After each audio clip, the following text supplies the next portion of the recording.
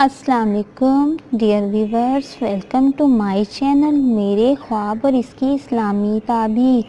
آج ایک نئی ویڈیو لے کر حاضر ہوئی ہوں جس میں آپ کو بتایا جائے گا کہ خواب میں کان کو جدا دیکھنا کیسا ہے۔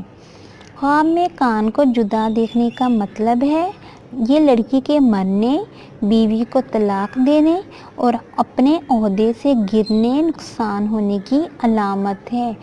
ڈیئر ویورز، اگر کسی نے ایسا خواب دیکھا ہے تو اسے چاہیے کہ وہ اپنا صدقہ دے اور خیرات کرے اور اللہ سے اچھے کی امید رکھے۔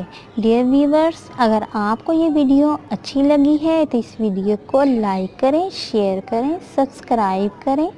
Thanks for watching video. Allah